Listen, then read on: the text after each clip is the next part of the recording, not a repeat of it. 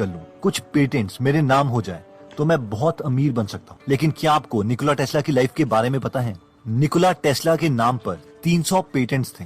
वो 9 लैंग्वेजेस बोल सकते थे। आज इतने सालों के बाद भी जितनी भी मोटर चल रही हैं, जितनी भी फैक्ट्रीज में काम हो रहा है, उन्हीं की इन्वेंशन इंडक्शन मोटर की बदौलत है।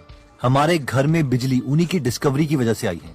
लेकिन क्या आपको पता है कि 7 जनवरी 1943 में एक न्यू यॉर्कर होटल के स्टाफ में काम कर रही एक औरत ने होटल के रूम नंबर 3327 को खोला और उसके अंदर उन्हें एक 86 साल के बूढ़े आदमी की लाश मिली।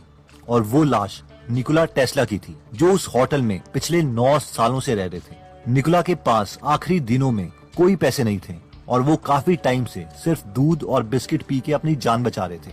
और हर रोज उस खाने में से भी कुछ हिस्सा पास के कबूतरों को दे देते। अब मेन सवाल जो आपके मन में आ रहा होगा और वो ये होगा कि इनके साथ ऐसा क्यों हुआ, क्योंकि इन्होंने तो खुद की एक कंपनी टेस्ला इलेक्ट्रिक कार भी बनाई थी। और आज की ये वीडियो इसी टॉपिक के ऊपर है। टेस्ला का जन्म 10 जुलाई 1856 में स्मिल्जन, क्रोशिया में हुआ था। टेस्ला के फादर एक पुजारी थे, जबकि माँ खेती का ख्याल रखती थी।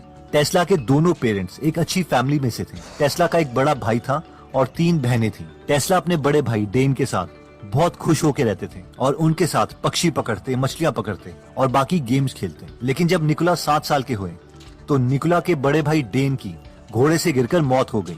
निकोला अपनी बायोग्राफी में लिखते हैं कि मैं इस इंसिडेंट को कभी भुला ही नहीं पाया।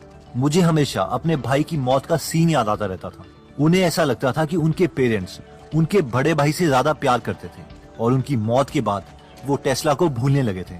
निकोला टेस्ला के फादर की सिटी ऑफ गॉस्पिक में ट्रांसफर हो गई और यहाँ पर टेस्ला की स्कूलिंग स्टार्ट हुई। टेस्ला पढ़ाई में बहुत इंटेलिजेंट थे। उन्होंने 9 से ज्यादा लैंग्वेजेस सीखी। वो हर एक सब्जेक्ट में A+ ग्रेड ले आते थे, चाहे फिर वो फिजिक्स हो, मशीनरी हो, केमिस्ट्री हो या फिर इवन फ्रेंच क्यों ना हो।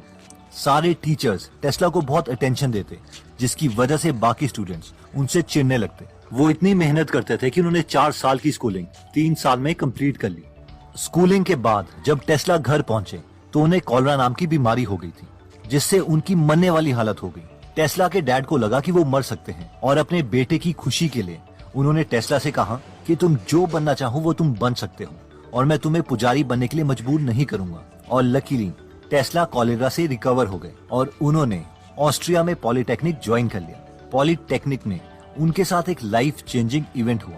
फिजिक्स की क्लास में उनके प्रोफेसर्स ने उन्हें डायनामो दिखाया, जो DC यानी डायरेक्ट करंट से चलता था। जब एक तार में इलेक्ट्रॉन्स एक ही डायरेक्शन में जाते हैं तो उसे DC यानी डायरेक्ट करंट बोला जाता है। लेकिन अगर उसी तार में इलेक्ट्रॉन पहले आगे जाए और फिर पीछे आए तो उसे AC यानी ऑल्टरनेटिंग करंट बोला जाता है। तो उस फिजिक्स के प्रोफेसर ने क्लास में कहा, ये देखो डायनामो जो DC से चलता है। इस पर टेस्ला ने कहा कि अगर हम DC की जगह AC यूज करें तो ये ज्यादा एफिशिएंटली बनाया जा सकता है। जिस पर प्रोफेसर को गुस्सा आ गया और उन्होंने उस डायनामो में से कम्यूटेटर को हटा दिया, जो कि AC को DC में कन्वर्ट करता था, जिससे वो डायनामो काम करना बंद हो गया। और प्रोफेसर ने कहा, देखा ये AC यानी ऑल्टरनेटिंग करंट से नहीं चलता। और इस इंसिडेंट के बाद टेस्ला ने अपने लाइफ मिशन ही बना लिया AC यानी ऑल्टरनेटिंग करंट पर काम करने का।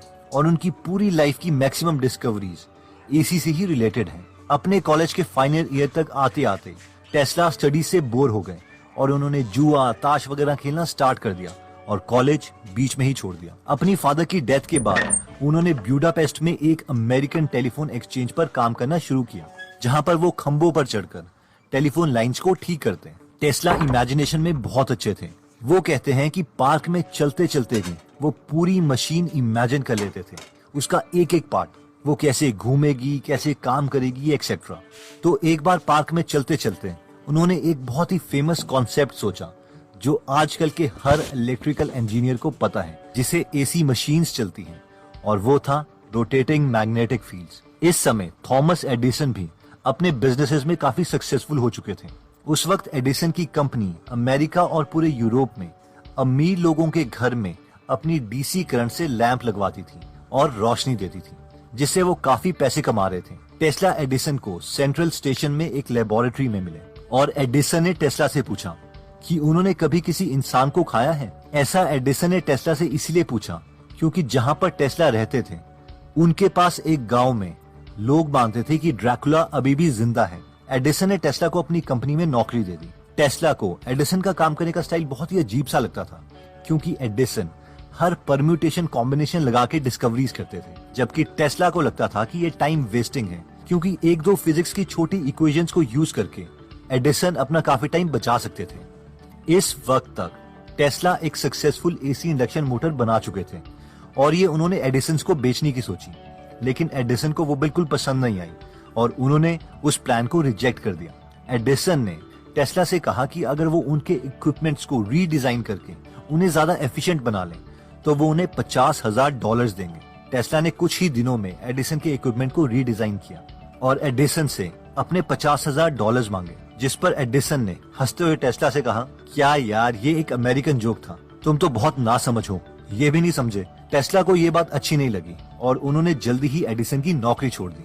टेस्ला की शराफत का दो बिजनेसमैन ने फिर से फायदा उठाया था। रॉबर्ट लेन और बीए वेल की न्यू जर्सी में लाइटनिंग की मैन्युफैक्चरिंग कंपनी थी। इन दोनों बिजनेसमैन ने कहा कि अगर टेस्ला इनकी लाइटनिंग के प्रोजेक्ट में मदद करते हैं तो वो उनका नाम अपनी कंपनी के साथ जोड़ देंगे और उन्हें अपनी कंपनी के शेयर्स भी देंगे। लेकिन टेस्ला ने इंसिस्ट किया कि वो इस प्रोजेक्ट के बाद अपनी एसी मोटर को डेवलप करने में इन्वेस्टमेंट चाहते हैं, जिस पर वो दोनों बिजनेसमैन मान गए। टेस्ला ने बहुत मेहनत करके बहुत सी स्ट्रीट्स और फैक्ट्रीज में आर्क लाइटिंग को इंस्टॉल करवाया। उनका काम मैगजीन में भी पब्लिश हुआ, लेकिन जैसे ही कुछ महीने में आर्क लाइटिंग का काम खत्म हुआ, टेस्ला को कंपनी से निकाल दिया गया। दोबारा से टेस्ला के पास कुछ पैसे नहीं बचे। वो अपनी मशीन्स को बनाने में इतने बिजी हो जाते थे कि वो अपनी फाइनेंशियल सिक्योरिटी को ही भूल जाते थे और अनफॉर्चुनेटली इन्हें गड्ढे खोदने का काम करना पड़ा। वहाँ पर काम कर रहे फोरमैन ने देखा कि टेस्ला बहुत इंटेलिजेंट है और उन्हें अपनी कंपनी के चीफ इंजीनियर एल्फ्रेड ब्राउन से मिलवाया। ब्राउन ने लकीली टेस्ला के मैगजीन आर्टिकल्स पढ़े थे और वो टेस्ला से बहुत इम्प्रेस्ड हुए, इसलिए उन्होंने टेस्ला को एक बैंकर से मिलने के लिए कहा, जिनका नाम था चार्ल्स पेक।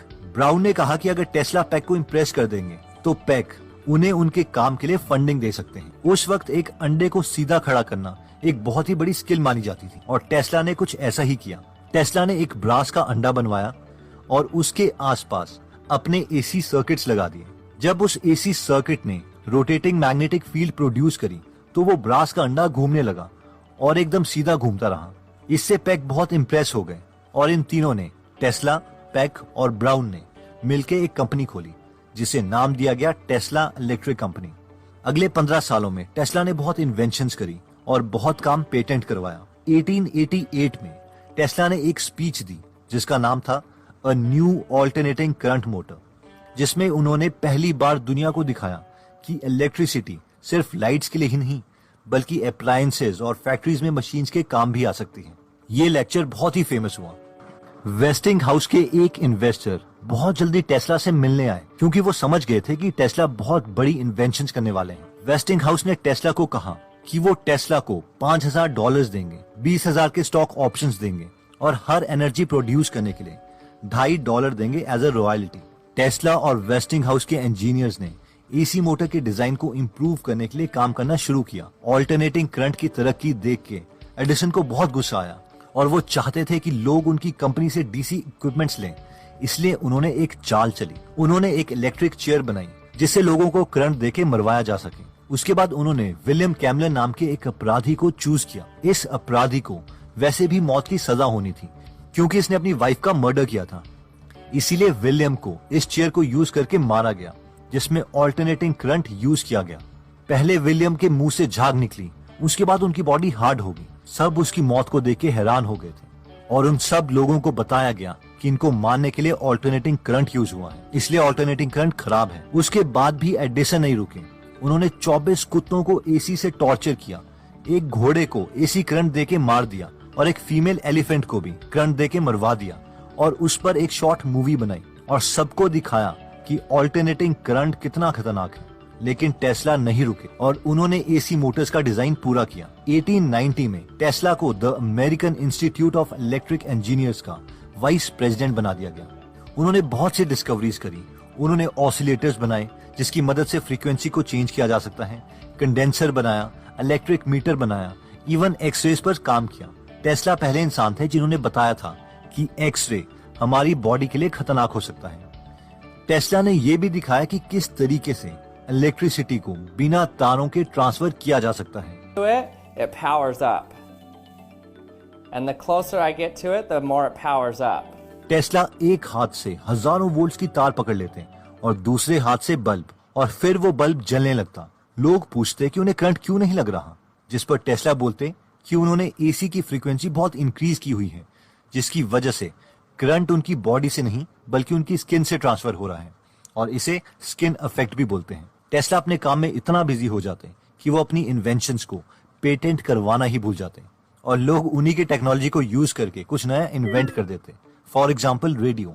मैकरोनी, जिन्होंने सबसे पहले रेडियो का प्रैक्टिकल डेमोन्स्ट्रेशन दिखाया, उन्हें नोबेल प्राइज दिया गया, जबकि उसमें टेस्ला की बहुत सी टेक्नोलॉजी यूज की गई थी। टेस्ला ने अपने बहुत से काम पेटेंट नहीं करवाए थे, इसीलिए इस टेक्नोलॉजी के लिए उन्हें अपनी मौत के बाद क्रेडिट मिला। टेस्ला रेडियो वेव्स को वायरलेसली भेजने के बजाय पूरी बिजली को वायरलेसली भेजना चाहते थे, इसलिए उन्होंने रेडियो टेक्नोलॉजी पर काम नहीं किया। सब इन्वेस्टर्स को लगा कि रेडियो टेक्नोलॉजी में ज्यादा पैसे हैं, इसलिए टेस्ला की फंडिंग विड्रॉ कर दी गई और वो दोबारा से ब्रोक हो गए, और 86 साल की उम्र में वो गरीबी की हालत में मरे। तो दोस्तों,